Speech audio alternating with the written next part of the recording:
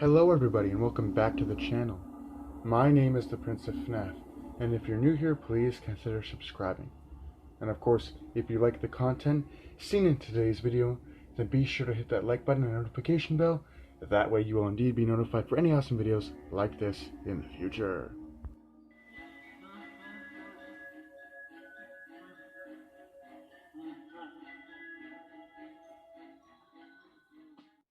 Now, going in to see this movie for the first time on opening day, November 13th, Friday the 13th, my idea of what this movie would be was pretty simple.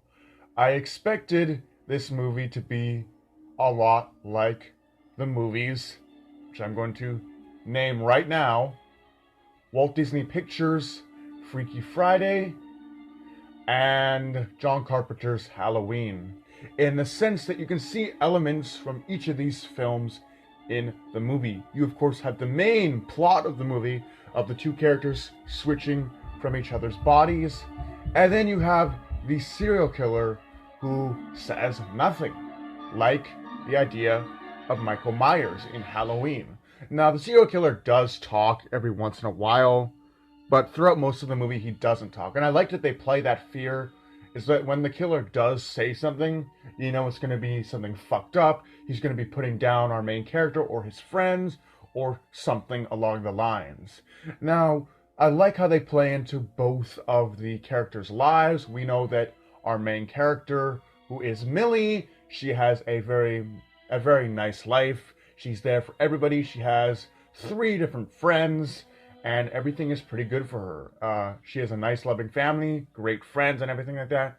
And then you go to the other side of the picture, the Blitzfield Butcher's side of the picture. That's what he's called. They never reveal his actual name in the movie. They just call him the Blitzfield Butcher. But on his side of the story, he is this psychotic, dark serial killer who lives in an old mill on the edge of town, and he lives with a bunch of other homeless people. And his place is not the nicest place to stay. His decorating, even more so, isn't very nice, as he has a tree with, I'm assuming, trophies from all the horny girls he's killed over the years. He has a tree full of bleeding thongs. He has a mattress. He has a bunch of smashed doll heads hanging from the ceiling. You get an idea of what this guy's place is like. So what makes it even more entertaining is that when he switches bodies with Millie as the movie progresses, and Millie's mom, thinking that this is her actual daughter, makes breakfast for her, the Blitzfield Butcher in Millie's body is starting to eat, and of course, as you would imagine, whatever he's been eating and that shithole back at the mill isn't as good as as Millie's mom's home cooking, because he devours that. But his idea later becomes, in the movie, we find out that the Blitzfield Butcher's idea is to kill all of her friends before, before the curse can be reverted. So there's this knife during the opening scene of the movie that the Blitzfield Butcher grabs from this family who has a very historical history. And this family has a father who's very into traveling, picking up historical artifacts, everything like that. And so he finds this knife. It has a name. I don't remember what the knife is called, but he has his knife. And so the next person that he kills happens to be Millie, our main character. And when he kills her or stabs her, it causes a curse which happens to make them switch bodies, like their consciousness gets transported to each of their bodies. So now the Blitzfield Butcher is Millie, and Millie is the Blitzfield Butcher, if that makes sense. I love the characters. The black girl is awesome because she's really smart and funny, and then you have the gay guy who is just the comic relief the whole movie. He's funny too.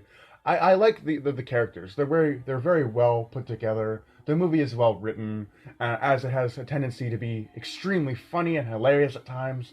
There are other times where the movie sits down and just like, your character is about to die a horrible death. You better be watching. So there's stuff like that. The movie is well written in the way that it mixes dark comedy with horror in a great way. The dark comedy and the horror are put together extremely well in this movie, as the movie itself can randomly just go into horror and then settle down into something a bit more comedic, which is a great contrast for a movie. The music, the score in this movie is also something I find incredibly awesome. Music produced by Bear McCreary, who produced the soundtrack for the remake of Child's Play and a lot of other movies. Bear McCreary is just a great musician, and a lot of the movies that you may have watched, whether they be horror, usually horror, he's produced a lot of great spine-chilling soundtracks for those movies, and here is no different. Bear McCreary has really delivered with something that sounds very demonic, very depressing, and even spine-tingling. So there's that. And it really adds a whole texture of flavor to the movie, as whenever Bear McCreary is, composing in this movie, something really messed up is about to happen. Anyway, do I suggest you watch this movie? If you're a kind of guy who can step a little bit away from horror movies in general, because this movie is mostly a funny comedy-filled movie, although it does have some killing and some carnage in it. Most of the movie is just this comedy-filled joyride, and it really brings you back to what high school was like. There's a lot of really accurate depictions of the high school lifestyle in this movie as well, which I find is just great. But anyway, you should definitely check this movie out if you're into dark comedies, or maybe if you're into horror too. I don't know what you like. Only you know what you like. But with that being said, hope you guys enjoyed. Do take care, and have a great night.